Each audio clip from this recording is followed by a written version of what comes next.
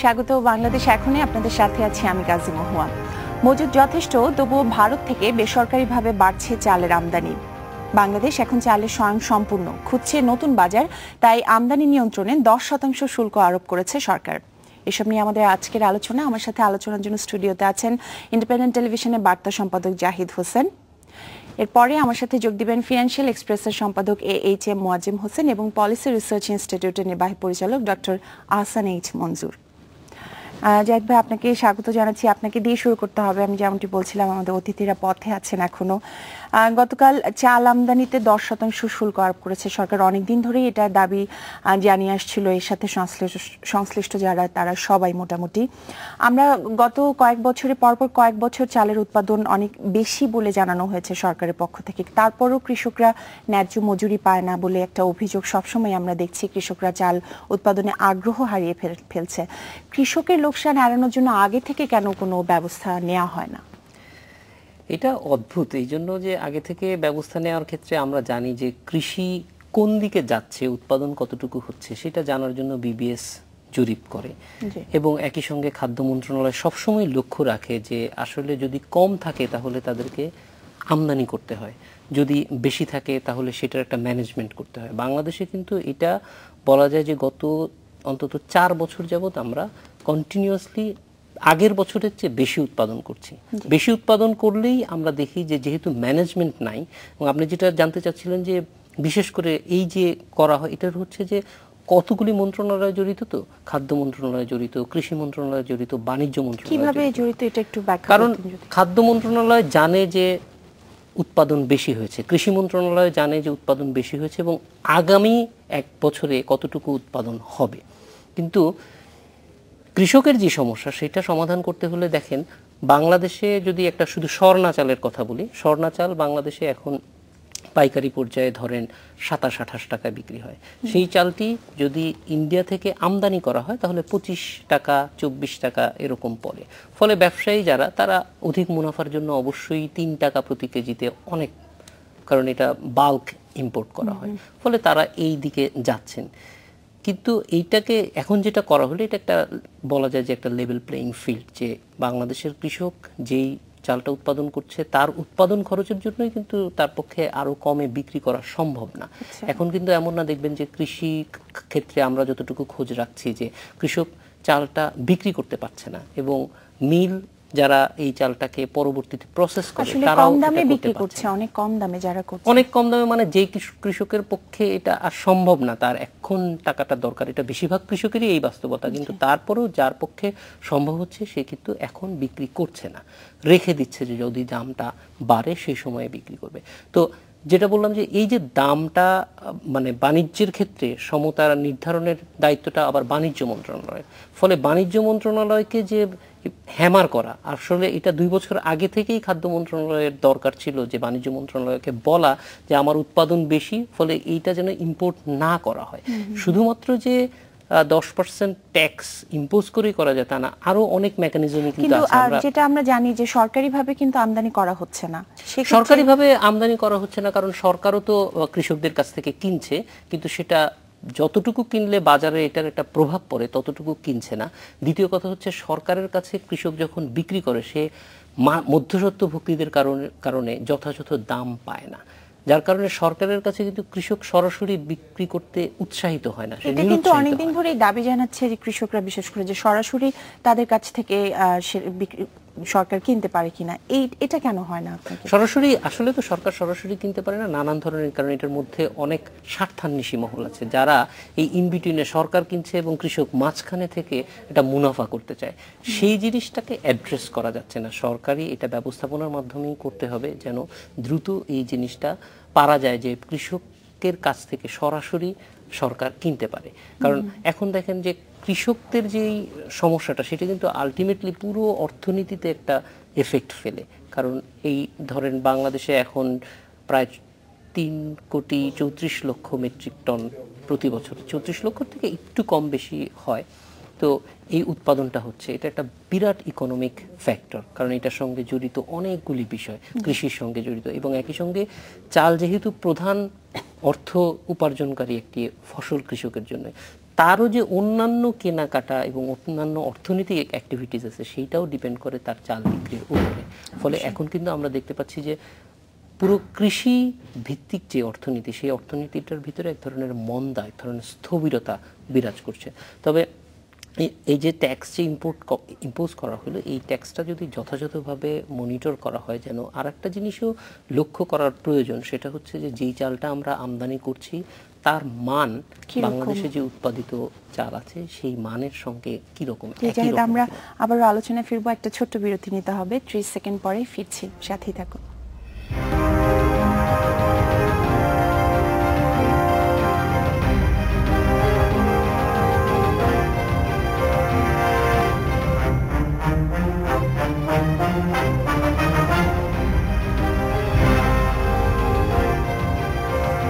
স্বাগত আরও একবার, আপনারা দেখছেন বাংলাদেশ এখন। আমার সাথে এরই মাঝে যোগ দিয়েছেন AHM মোয়াজ্জেম হোসেন, ফিনান্সিয়াল এক্সপ্রেসের সম্পাদক। আপনাকে স্বাগত জানাচ্ছি। আমরা আসলে গতকাল চালের আমদানির উপর যে শুল্ক আরোপ করেছে সরকার, সেটা নিয়েই কথা বলছিলাম, এবং চালের কৃষকরা যে ন্যায্য মজুরি পাচ্ছে না সেটা নিয়ে জাহিদ হোসেন বলছিলেন। আপনার কাছে আমার একই প্রশ্ন, যে পরপর কয়েক বছর চালের উৎপাদন বেশি হয়েছে এরকম বলা হচ্ছে, তারপরও কৃষকদের লোকসান হচ্ছে, সরকার এই লোকসান এড়াতে আগে থেকে কোনো ব্যবস্থা আসলে নিচ্ছে না, নাকি যে ব্যবস্থাগুলো নেওয়া হচ্ছে বা হয়েছে সেগুলো কার্যকরী না? আপনি কি মনে করেন?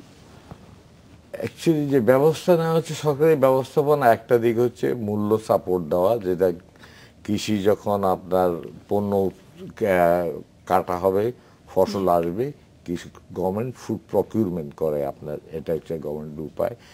সেটা একটা ফ্লো সাপোর্ট দেয়, প্রাইস সাপোর্ট দেয় কৃষককে। সে প্রাইসটা আবার যথার্থভাবে উৎপাদন খরচের সাথে সামঞ্জস্যপূর্ণ কিনা সেটা একটা দিক।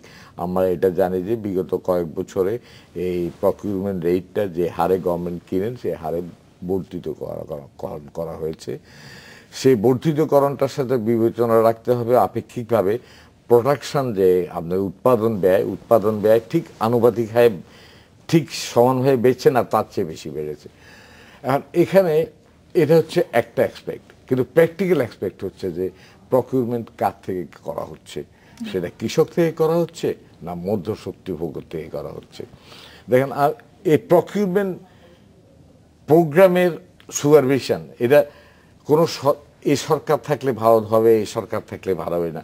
আমার মনে হয় একটা ব্যবস্থাপনা ত্রুটি বা ব্যবস্থাপনা উইকনেস যে কোনো সরকারি ব্যবস্থাপনা থাকে, যে কোনো সরকার থাকুক না কেন। আমি যতটুকু জানি অফিসিয়ালি গম প্রকিউরমেন্ট আরম্ভ হয়েছে এপ্রিল মাসের 1 তারিখ থেকে। গমের প্রকিউরমেন্ট, এই গমটা একটা ইম্পর্টেন্ট ফুড গ্রেইন, গমেরও কন্ট্রিবিউশন কমেছে যদিও, কিন্তু গমেরও কন্ট্রিবিউশন আছে। সেটা কিন্তু প্রকিউরমেন্ট যে অঞ্চলে হয় সেই অঞ্চলে গমের প্রকিউরমেন্টটা, বিশেষত নর্থ বেঙ্গলে রংপুর সাইডে বা দিনাজপুরে এখানে হয়, সেখানে প্রকিউরমেন্টটা রিয়েলি স্টার্টও করেনি এখনো পর্যন্ত।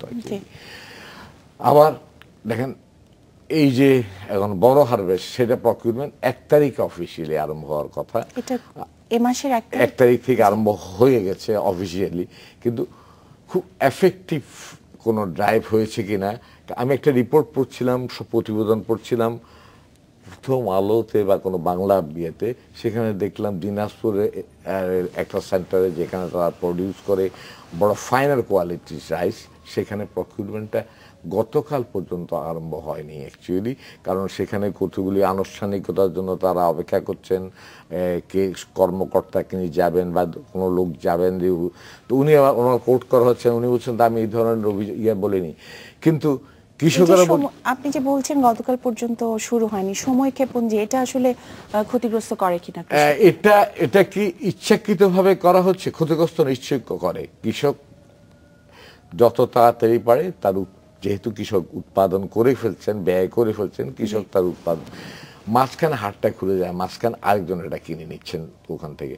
এখন শুনলাম ওখানে নাকি আবার লিস্টেড হয়ে গেছে অনেকে প্রকিউরমেন্ট সাপ্লাই করবে বলে। এখন চালটা কি কৃষকের কাছ থেকে কিনে হচ্ছে না মাঝখানে অন্য কোনো মধ্যস্বত্বী ভোগের? এটা হচ্ছে ব্যবস্থাপনাগত ত্রুটি, এবং এটাকে আমরা যে শব্দের সাথে অধিকতর পরিচিত সাংবাদিক হিসাবে সিস্টেম লস হিসেবে পড়ি, সেটা একটা দিক। সেই দিকগুলিকে আপনাকে অ্যাড্রেস করতে হবে।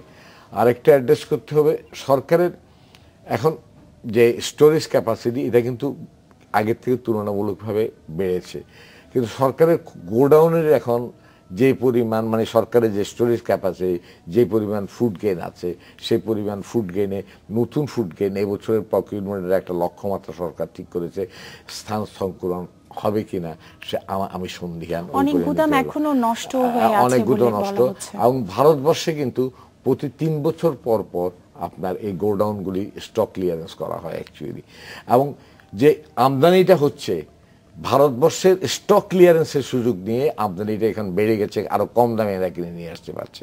দেখেন ইস্যুগুলি একটা ইন্ডিয়ান গভর্নমেন্টের অফিসিয়াল গোডাউন থেকে এগুলি বের হয়ে গেছে, 3 বছর হয়ে গেছে।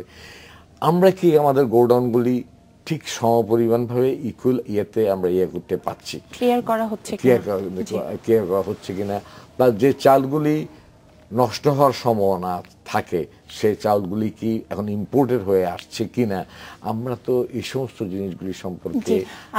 মোয়াজ্জেম হোসেন, আপনার কাছে ফিরবো আমি। জাহিদ হোসেন, আপনার কাছে যেটা শুনতে চাইবো যে চালের দাম কম হলে কৃষকের উপর প্রভাব তো পড়ছে সরাসরি, অর্থনীতির উপর ওভারঅল কিভাবে অর্থনীতি ক্ষতিগ্রস্ত হচ্ছে এটা একটু জানতে চাইবো আপনার কাছে। দেখেন কিভাবে ক্ষতিগ্রস্ত হবে এটার তো ইন্ডিকেটরসগুলি আমি বলতে পারবো না, আমরা সাংবাদিক হিসেবে বিভিন্ন জায়গায় যাই। আমি খুব গত 2-3 দিন আগের ঘটনা বলতে পারি যে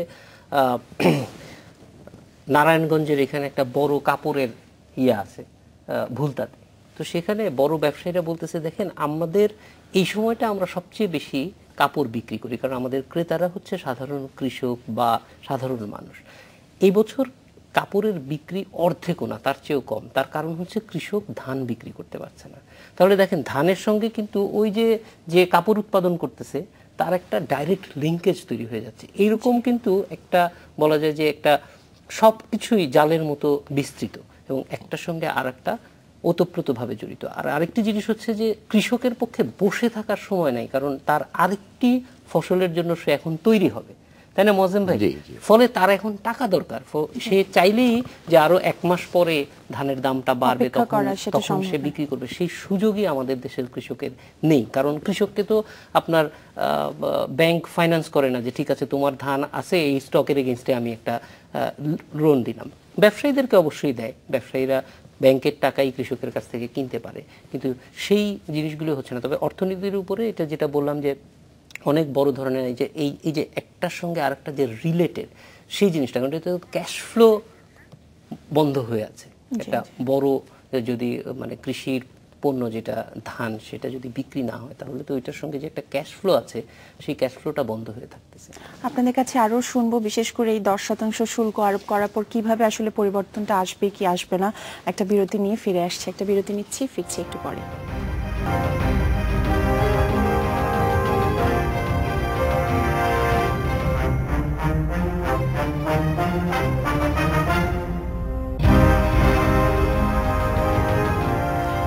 স্বাগত আরো একবার, আপনারা দেখছেন বাংলাদেশ এখন। দর্শক, এরই মাঝে আমার সাথে যোগ দিয়েছেন পলিসি রিসার্চ ইনস্টিটিউটের নির্বাহী পরিচালক doctor Hasan H Mansur. Doctor Mansur, আপনাকে স্বাগত জানাচ্ছি। আমরা মূলত চাল আমদানিতে গতকাল 10% শুল্ক আরোপ করেছে সরকার, এটার এই বিষয় নিয়ে কথা বলছিলাম। আপনার কাছে শুরুতেই সহজভাবে আমি যেটা জানতে চাইবো যে বলা হচ্ছে আমদানি নিরুৎসাহিত করা, কৃষককে ন্যায্য মূল্য দেওয়া, এসবের জন্য এটা করা হয়েছে। এই সিদ্ধান্তের পর পরিস্থিতি আদৌ কতটা পরিবর্তন হবে আপনি কি মনে করেন? না, একটা জিনিস কি, ইম্পোর্ট প্যারিটির সাথে ইম্পোর্ট প্যারিটি প্রাইস অর্থাৎ ভারতে যে চালের দাম এটার সাথে কিন্তু আমাদের চালের দামের একটা সম্পর্ক থাকে, এবং আমাদের দাম সবসময় একটু বেশি থাকে, যে কারণে ভারত থেকে বাংলাদেশের চালটা আসে। তো এখন যেটা হবে, ভারত থেকে চালটা আসলে অবশ্যই চালের দামে একটা নিম্নমুখী প্রভাব পড়বে, সেটা সত্যি, এবং সেটাকেই সরকার এই পলিসির মাধ্যমে ইম্পোর্ট ডিউটিটা বাড়িয়ে মোটামুটি একটা আমাদের চালের দাম বেশি, ওই ভারতের চালের দামটাকে একটু বেশি করে দিল। তো এটা আমার মনে হয় যে বর্তমান যে প্রেক্ষাপট, অর্থাৎ চালের দাম খুব দ্রুত কমে গেছে বাজারে, 450 টাকা হয়ে গেছে, বিভিন্ন জায়গায় 400 টাকাও শোনা যাচ্ছে। এই প্রেক্ষাপটে আমার মনে হয় এটা যুক্তিসঙ্গত, এটা আমি মনে করি। যদিও এটা কিন্তু বাংলাদেশ ব্যাংকের ইনফ্লেশন ফাইটিংটাকে একটু ব্যাহত করবে, কিন্তু কৃষকের জন্য এই মুহূর্তে এটা প্রয়োজন ছিল। আর এটাতে এই মৌসুমে যারা আসলে চাল উৎপাদন করেছে তারা সরাসরি এটার কোনো ফল পাবে কিনা আপনার কি মনে হয়? না, সরাসরি এটার কোনো ফল হবে না, কিন্তু এটাকে মার্কেট সিস্টেমে বাজারকে একটা সাপোর্ট দিবে। কারণ ভারত থেকে যদি 1 লক্ষ টন চাল আসে, এটা সব আমাদের দেশে তো কয়েক লক্ষ টন চাল অলরেডি চলে এসেছে এবছর প্রাইমারিলি ভারত থেকে। তো এই চালটার দামটা যদি 10% বাড়ে, তাহলে এটা কিন্তু বাংলাদেশের যে বর্তমানে চালের বাজার সেটার কাছাকাছি নিয়ে যাবে, অর্থাৎ চালের দামটাকে একটু ঊর্ধ্বমুখী রাখবেন। যতখানি কমতে পারতো তার থেকে কম কমবে, তো সেটাই স্বাভাবিক। তবে আমি আরেকটা জিনিস বলবো, চালের দাম যে বর্তমানে যেটা কমছে, এটা কিন্তু প্রাইমারিলি হচ্ছে কৃষকের লিকুইডিটির অভাব, অর্থাৎ সে কিন্তু তার তেলের দাম, মানে পাম্পের তেলের দাম, সে খরচ মেটাতে হচ্ছে তাকে তার কৃষকের মজুরির জন্য টাকার ব্যবস্থা করতে হচ্ছে, সে হয়তো কিছু টাকা ধার করেছে সেটা শোধ করতে হচ্ছে। এটা প্রাইমারিলি ড্রিভেন হচ্ছে লিকুইডিটি কনসিডারেশন, অর্থাৎ তার হাতে টাকা নাই। টাকা যখন কৃষকের হাতে না থাকে তখন তাকে ধান বিক্রি করতেই হবে, এবং ওই সব কৃষক, প্রান্তিক কৃষক, তাদের ক্ষেত্রে কিন্তু এটা খুব একটা বিপর্যয়কর অবস্থা নিয়ে এই যে সমস্যাটার কথা বললেন, এটা তাহলে সমাধান কোথায়? এটা কিভাবে অ্যাড্রেস করা সমাধান সম্ভব? করতে হলে আমি মনে করি যে মাইক্রো ক্রেডিটের অ্যাভেলেবিলিটিটা ফার্ম লেভেলে এই সময়টাতে একটু বাড়িয়ে দিতে হবে। সেটা কৃষি ব্যাংকের থ্রুতেও হতে পারে, আমাদের বিভিন্ন মাইক্রো ক্রেডিট ইনস্টিটিউশনের থ্রুতেও হতে পারে। যদি কৃষকের হাতে আগামী 2 মাস থাকার মতো, চলার মতো টাকাটা থাকে, লিকুইডিটিটা থাকে, যেটাকে আমরা বলি তারল্য, তাহলে সে সংসার খরচ চালিয়ে নিতে পারবে। 2 মাসের মধ্যেই আমি বলতে পারি চালের দাম আবার 600, 650 টাকা, 700 টাকা হয়ে যাবে, বা গভর্নমেন্ট দাম, ধানের দাম। সেটা হলে কিন্তু তার সমস্যার সমাধান। তো এই দিকে একটু নজর দিতে হবে আমাদেরকে। ভারতবর্ষ থেকে যে চালটা আসছে মূলত ভারতবর্ষের গভর্নমেন্ট গোডাউনের স্টক ক্লিয়ারেন্সের চাল। 3 বছর পরে গত মার্চ মাসে আমাদের ক্যাবিনেটে নিয়ে আলোচনা হয়েছিল, পরবর্তী এটা কিন্তু স্টক ক্লিয়ারেন্সের দাম, মূলত দামটা কিন্তু ভারতবর্ষের যে মার্কেট প্রাইস তার থেকেও, কারণ প্রাইসের কোয়ালিটি নিয়ে একটা প্রশ্ন আছে, এই ইস্যুটা কিন্তু আপনি বলতে পারবেন ভালো। আরেকটি ইস্যু আছে আমাদের দেশে, যে আপনি যেটা ডিউটি দিলেন 10% ডিউটি, আমার এনফোর্সমেন্ট মেকানিজম কি আছে এনফোর্সমেন্ট করার মতো? আমার তো মনে হয় ইনফর্মাল ট্রেড আপনি এটা স্টপ করতে পারবেন না। এটা কতটুকু পারবেন, এটা আমার গভর্নেন্স ইস্যু, এটা আপনিও এগ্রি করবেন। আরেকটা জিনিস মূলত এগ্রি করার, দ্বিমত করার কোনো কারণ নেই, যেটা আমরা মাঝখানে আলাপ করেছিলাম, কৃষকের হোল্ডিং ক্যাপাসিটি নেই, লিকুইডিটিটা থাকলে হোল্ডিং ক্যাপাসিটি আরও বেশি থাকতো। এই 2টা প্রশ্নের উত্তর যদি এটা ইন্টারাকশন করলে বেরোবে, চালটা কিন্তু ভারতবর্ষের স্টক ক্লিয়ারেন্স, এটা সমস্যাটা আছে। এবং এখানে একটা প্রশ্ন চলে আসছে, আমরা সেদিন আলাপ করছিলাম সিপিডি একটা সেশনে, আমি নিজেও এইটা জিনিসটা হচ্ছে যে এটা কি তাহলে আমরা অ্যান্টি ডাম্পিংয়ে পড়ে যাই কিনা, অর্থাৎ ভারত সরকার যদি সিস্টেমেটিক্যালি এটা বাংলাদেশের পাঠানোর জন্য ডেজিগনেটেড ওয়েতে, অর্থাৎ এই যেসব ডিলাররা কিনবে তারা শুধু রপ্তানির জন্যই ওটা ব্যবহার করবে, এই কন্ডিশনে যদি তাদেরকে বিক্রি করে থাকে, তাহলে কিন্তু এটা কাউন্টার ভেলিং ডিউটির আন্ডারে পড়ে যেতে পারে। তাহলে কিন্তু আমরা ভারত থেকে চাল আমদানির ক্ষেত্রে আমরা আরও বেশি ডিউটি দিতে পারি আইনগতভাবে, কিন্তু এটা প্রমাণ সাপেক্ষ হচ্ছে এটা কি ডেলিবারেটলি এজেন্টদের মাধ্যমে রপ্তানির জন্য দেওয়া হচ্ছে কিনা, অর্থাৎ ভারতের দাম চাইতেও কম দামে তাদের কাছে দেওয়া হচ্ছে, এবং তখন তারা সেটা নিয়ে আছে। ভারতের দামের মূল্যে যদি আমাদের কাছে আসে, সেটা কিন্তু জেনুইন ট্রেড, সেটাকে নিয়ে আমরা কিছু প্রশ্ন করতে পারবো না। কিন্তু যদি ভারতের যে চলতি দাম তার চাইতে যদি কম দামে সরকারের থেকে দেওয়া হয়, এবং বলা হয় যে তুমি এটা ভারতে ছাড়তে পারবে না, তোমাকে বিদেশে ছাড়তে হবে, তাহলে এই প্রমাণ সাপেক্ষে কিন্তু আমরা এটাকে অ্যান্টি ডাম্পিং ডিউটি হিসাবে ট্রিট করে ভারত সরকারের সাথে 1 নম্বর রাজনৈতিক লেভেলে পলিটিক্যালি আলোচনা করতে পারি। অর্থনৈতিকভাবে আমাদের ডব্লিউটিওর আন্ডারেও কাউন্টার ভেলিং ডিউটি বা অ্যান্টি ডাম্পিং ডিউটি যেটাকে বলা হয়, সেটাও আমরা দিতে পারি। এগুলো অস্ত্র কিন্তু সরকারের হাতে আছে।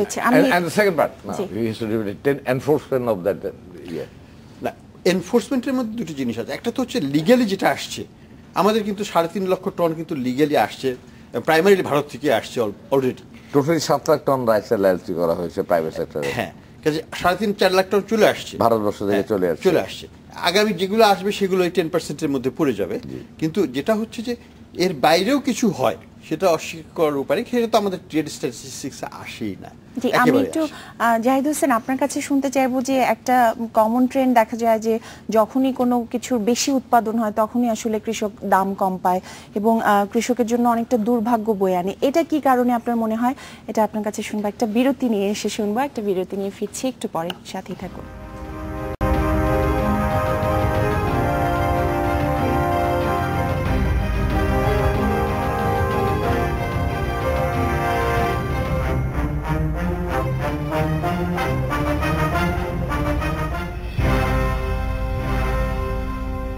স্বাগত আরো একবার। আপনারা দেখছেন বাংলাদেশ এখন।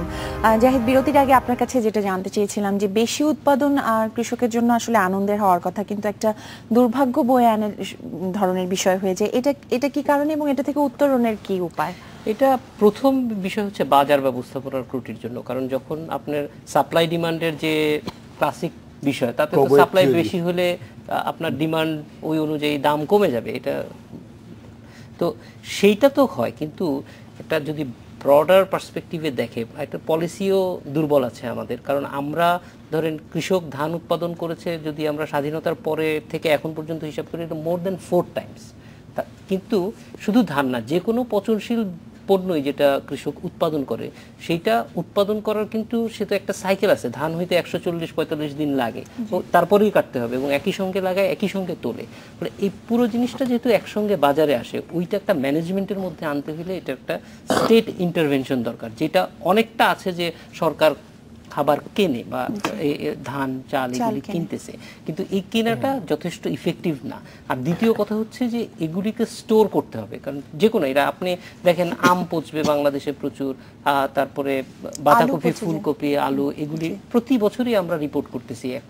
কিন্তু এটার কোনো পরিত্রাণ করতে হলে যেটা দরকার, এইটাকে প্রিজার্ভ করার জন্য ব্যবস্থা করতে হবে, সেইখানে ইনভেস্টমেন্ট করতে হবে। সেই ইনভেস্টমেন্ট আমরা কিন্তু এখনো দেখিনি।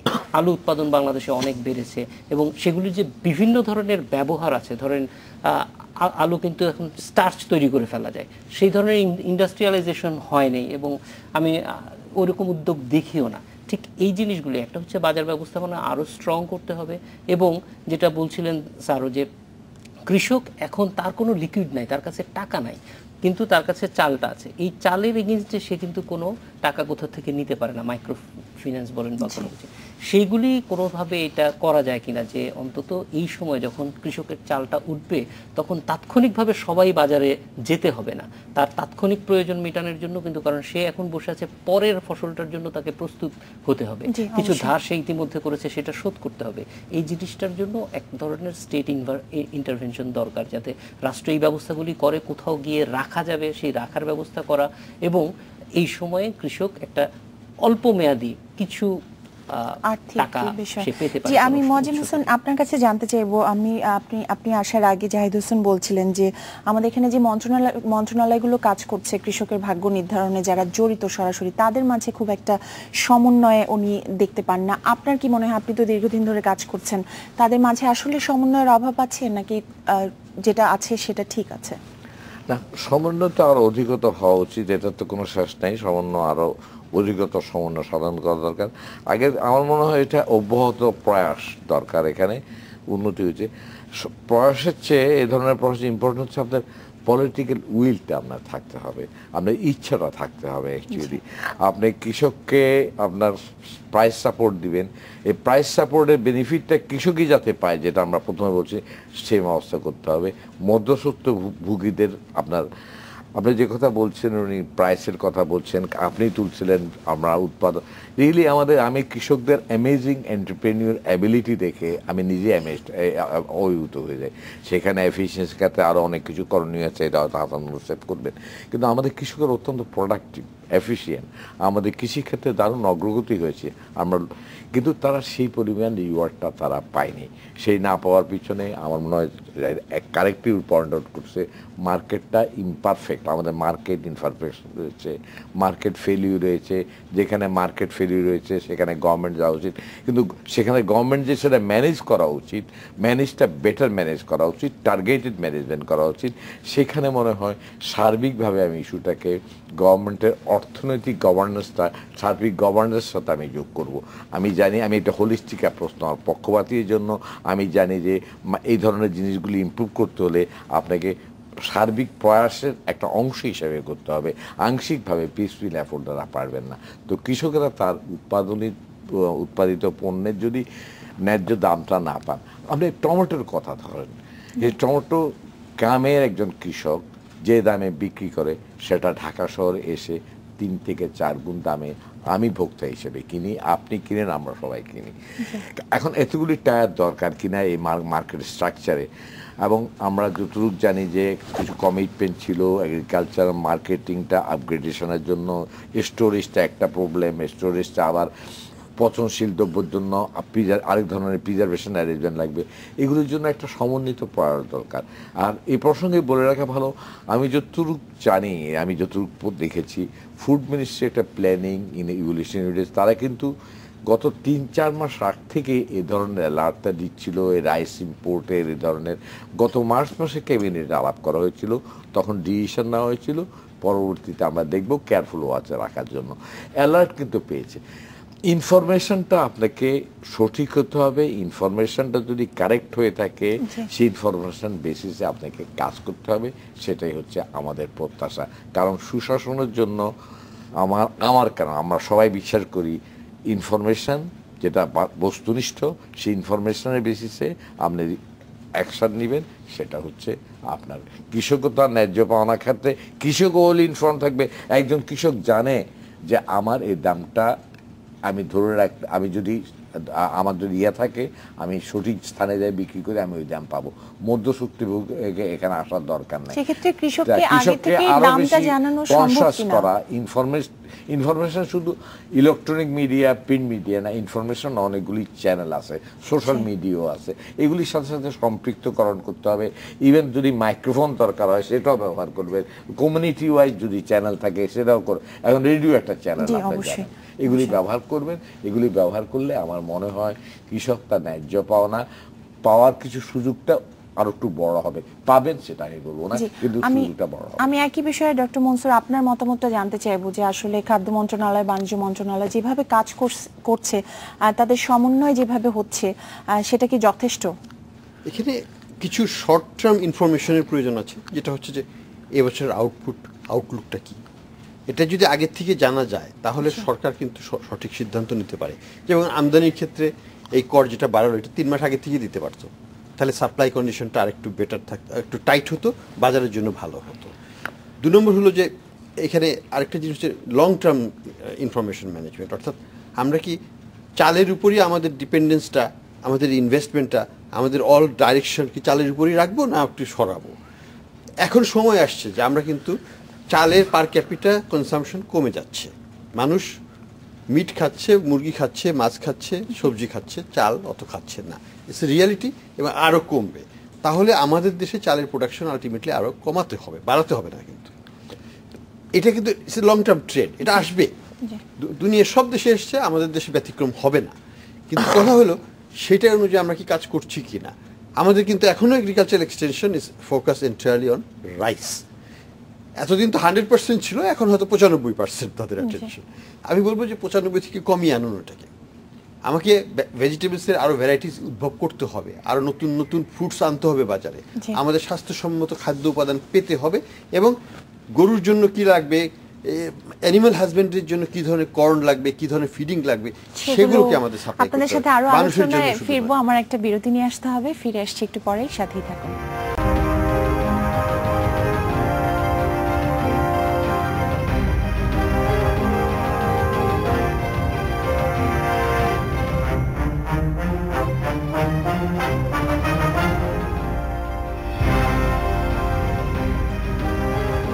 স্বাগত আরো একবার, আপনারা দেখছেন বাংলাদেশ এখন।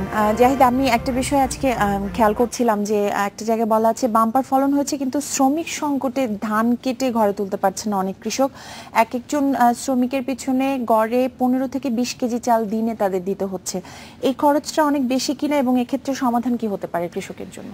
দেখেন, কৃষির ক্ষেত্রে শ্রমিক কিন্তু সারা বছর নিরবিচ্ছিন্নভাবে একই রকম প্রয়োজন হয় না। যখন ধানটা কাটা হয় তখন শ্রমিক বেশি প্রয়োজন হয়, ফলে এই শ্রমিকটাকে অন্য জায়গায় অন্য সময় কাজ খুঁজতে হয়। এই জন্য যদি গ্রামে আমরা এই লোকগুলিকে তার সারা বছরের কর্মসংস্থান না করতে পারি, তাহলে এই সমস্যা থেকে সমাধান করার কোনো উপায় নেই। আপনি দেখবেন যে ঢাকা শহরে যখন ধান কাটা হয় তখন শ্রমজীবী মানুষ হঠাৎ করে একটু কমে যায়, রিক্সাওয়ালা কমে যায়। তো এইটা থেকে অ্যাড্রেস করতে হলে অবশ্যই আমাদের গ্রামের দিকে আরো ইনভেস্টমেন্ট বাড়াতে হবে, তাদের কর্মসংস্থান। আমি মোয়াজ্জেম হোসেন, আমি ছোট করে আপনার কাছে জানতে চাইবো যে সরকারের এখন যে চাল ক্রয় নীতি, এটা কতটা কৃষক বান্ধব বলে আপনি মনে করেন, এবং আরো বেশি কিভাবে করা যায়? ছোট করে এটা এক সংক্ষেপে বলা যায় না, তবে এটা আমি মনে করি সরকারের এই কোয়ালিটি থাকা ভালো, তবে এই কোয়ালিটিটা মাঝখানে মধ্যস্থি ভোগীরা যাতে অ্যাডভান্টেজ না দেয়, ডাইরেক্ট ফার্মাররা যারা সরাসরি সেল করতে পারে সেই ব্যবস্থাটা থাকা করা উচিত এবং সে ব্যবস্থার গুণগত পরিবর্তন করা উচিত। এটা হচ্ছে আমার স্বাভাবিক। আপনার কাছেও আমার একই প্রশ্ন, আর একটু ব্যাখ্যা জানতে চাইবো। আমি একটু বৃহত্তর প্রেক্ষাপটে বলি। আমি মনে করি যে শর্ট টার্মে সরকার যেটা করেছে এটা ঠিকই আছে, কিন্তু এটা কোনো সলিউশন নয়। আমাদেরকে লং টার্মকে চিন্তা করতে হবে। প্রত্যেক বছর আমরা একই ক্রাইসিসে পড়তে পারি না, এবং ট্রেড ইন্টারভেনশন করাটা কোনো মতে ডিজারেবল না। কাজে আমাদেরকে চিন্তা করতে হবে যে কীভাবে diversify away from single product, mono product rice থেকে বাংলাদেশের ইকোনমি অর্থনীতিকে, মানে গ্রামীণ অর্থনীতিকে আমরা আরও বৃহত্তর পরিসরে নিয়ে যেতে পারি। এবং সেটা যদি করতে পারি, অন্যান্য মাল্টিপল ক্রপ নিয়ে আসতে পারি, হাই ভ্যালু ক্রপ নিয়ে আসতে পারি, সেই বিষয়ে গবেষণা করতে পারি, এবং এগুলোর প্রিজার্ভেশন, এগুলোর মাল্টিপল ইউজ যদি আমরা ডেভেলপ করতে পারি, চালের থেকে বিভিন্ন খাদ্য হতে পারে যেটা সারা বছর কুরকুরি করে আমরা খেতে পারি, সেইভাবে যদি আমরা জিনিসটাকে প্রিজার্ভ করে ফেলি, তাহলে কিন্তু চালের চাহিদা বেড়ে যাবে এবং এই সাপোর্টের প্রয়োজন হবে না। সরকারি সাপোর্ট দিয়ে কিন্তু কোনো দেশ চলতে পারে না, এটা একটা টেম্পোরারি একটা সলিউশন। এবং সরকারি সাপোর্ট পার্মানেন্ট ডিপেন্ডেন্সি হওয়াটা আমাদের উচিত হবে না। আমাদের উচিত হবে মার্কেটকে কিভাবে ডিপেন্ড করা যায়, যাতে আমাদের মাল্টিপল ইউজের মাধ্যমে কৃষক বেশি টাকা পায়। আলটিমেটলি কিন্তু টাকা, চালের দামটা কিছু আসে যায় না। তার জন্য সামগ্রিকভাবে সারা বছরে যদি সে বেশি ইনকাম করতে পারে 10টা প্রোডাক্ট করে, সেটাই তার জন্য ভালো, একটা প্রোডাক্ট করে কম রোজগার করার চাইতে। সেই দিকে নজর দিতে কস্ট প্লাস হইতে হবে, কস্ট মিটাতে এবং এফিসিয়েন্সি যদি বাড়াতে পারি আমরা চালের উৎপাদনের ক্ষেত্রে, তাহলে কিন্তু এই ইস্যুটা চলে যাবে। কৃষক যদি আজকে আমাদের গড় এফিসিয়েন্সি 4 টন করে, এটাকে যদি আমরা 5-এ নিয়ে যেতে পারি, তাহলে কিন্তু আর কোনো সমস্যা থাকে না, প্রাইস সাপোর্টের দরকার হয় না। এই জিনিসগুলোকে আমাদের খেয়াল রাখতে হবে। আমার সময় শেষ। আপনাদের তিনজনকে অনেক ধন্যবাদ আমার সাথে যোগ দেওয়ার জন্য। এই ছিল বাংলাদেশ এখনের আজকের আয়োজন। দেখা হবে আগামীকাল একই সময়। ধন্যবাদ সাথে থাকার জন্য।